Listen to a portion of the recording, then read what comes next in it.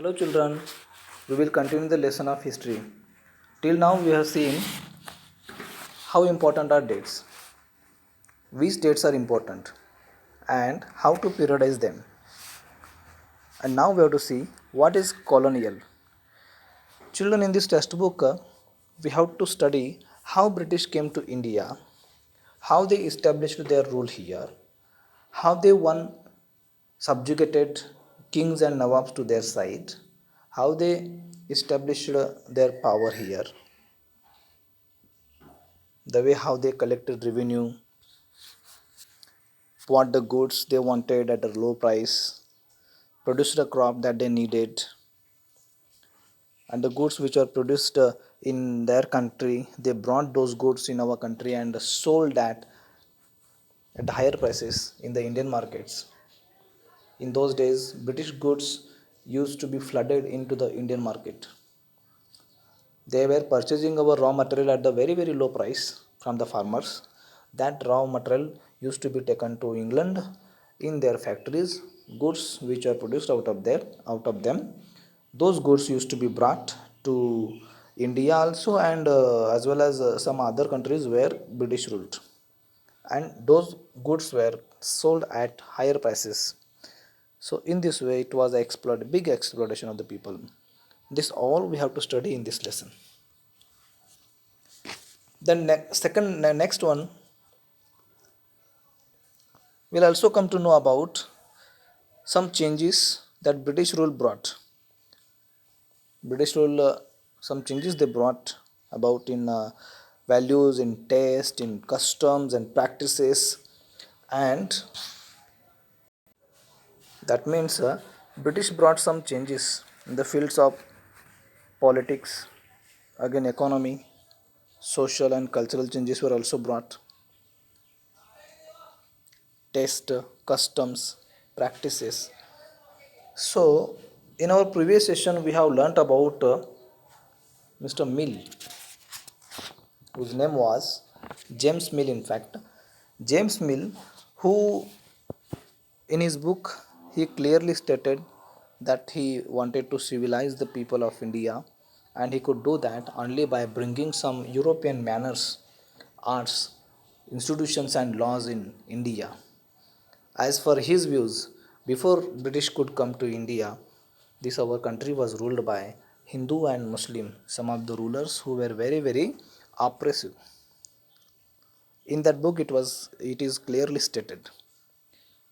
So when this subjugation of one country by another leads to political, economic, social and cultural changes, this is the process of colonization. Here you can find the definition of colonization. When country like British takes full control of country like India, then British, the way how they ruled our country, because of that, there were many changes seen in the fields like political, economical, social, and cultural, and etc. etc. So this is all the process. It is colonization. Understood? Okay. But the changes were not experienced by all the groups and all the classes of our country. That is why this book is called as Our Past, and it is in the plural sense. Means I have told you even before this, we have many countries. That means there are many Bharats and Indias are situated in our country. I say this to make you understand that we have a big diversity in the life of the people of our country. Yes or no? Life of the people goes on changing every after certain distance. We have a diversified life of the people. We have a big diversity in the culture. So in this sense it is said that we have many countries situated in our country. That is why all the classes will not felt these all the changes, and we have to say this one as a our pasts. Children, now the next point we have to study is sources of writing history. Sources that historians use in writing about last 250 years on Indian history includes the first one very important source it is official records of the British administration. For British, act of writing was very important or very crucial it was. So every plan, policy, agreement was in writing. This led to administrative culture of memos, noting and reports. Also, they used to preserve all these writing documents, written documents preserved in the record rooms, which was attached to the administrative institutions. And more than that, these documents were written by calligraphists who specialized in the art of beautiful writing. So, this is a very big source of writing history. Letters and memos that moved from one branch of the administration to another, still we can read that in the still we can read these letters in the archives, still they are available. Yes, the next one, when printing, by the middle of the 19th century, with the spread of printing, multiple copies of these records were printed, more than one copy when printing was introduced, and the proceedings of each government department. In 1920s, the National Archive of India came up. The National Museum and the National Archives were both located very close to the Viceregal Palace. This shows the importance of these kind of buildings in British imagination. National Archives of India, Delhi, which was built in the year 1920s. It is a record room where all the documents and letters from government and various administrators have been arranged as per dates from 18th century and are preserved in a good conditions. So this is what we can say importance of British administration, that they have successfully maintained their all the records and they have preserved these all the records, and thus it's a very big source of learning history. Then the next point, conducting surveys. This is one another important source. Conducting surveys was common under colonial administration. British they believed that country had to be properly known before it could be effectively administered. So for the effective administration, British they thought that we must know our country properly. That is why they conducted many of the surveys from the various departments. And by the early 19th century, detailed surveys were being carried out to map the entire country. For example, forest surveys were there, zoological surveys were there, like that. So, conducting surveys becomes a second point in the source of history, and it's a very big source. Children, observe this picture. Yes, it's a mapping and survey operations in progress in Bengal, and it's a drawn by James Prinsep in the year 1832. These surveys were surveys are very good source of history, and surveys are like revenue surveys, botanical surveys, zoological surveys, archaeological surveys, anthropological surveys, forest surveys. All these surveys they have maintained their written record, and using this written record we can understand the history of our country in those days. One more point that I want to tell you, students, in the 19th century, from the end of the 19th century, in fact, census operations were conducted every 10 years.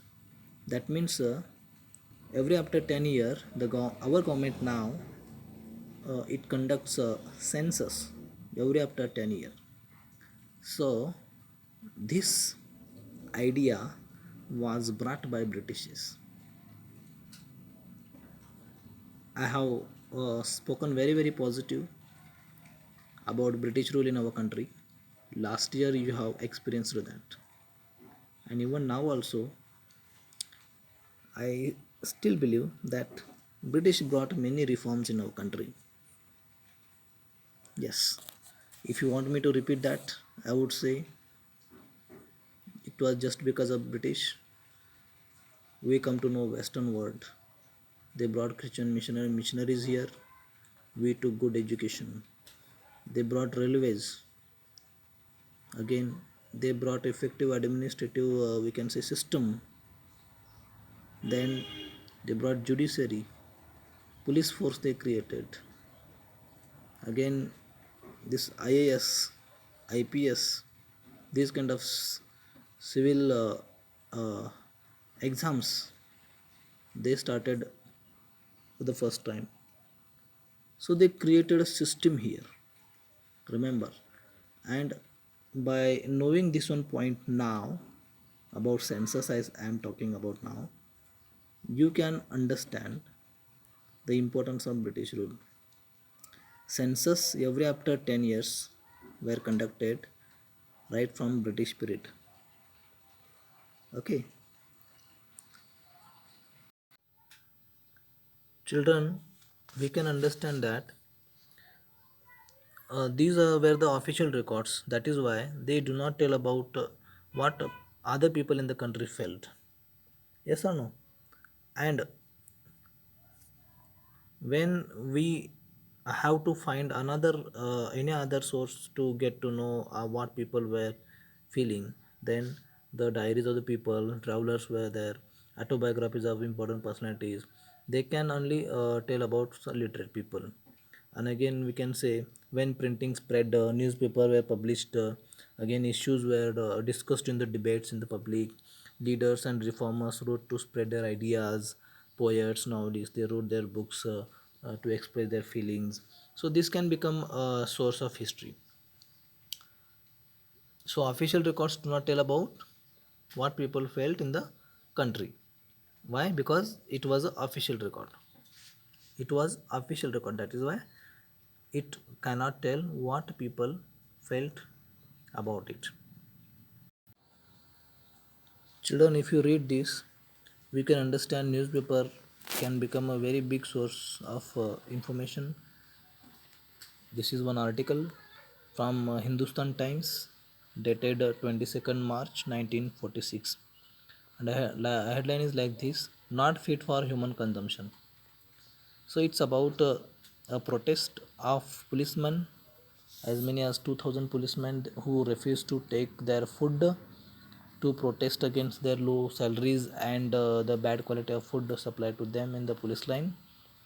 And one of the striker, he says that food that is supplied here by the government to the food that is supplied to the policemen here, it is not fit even for the cattle.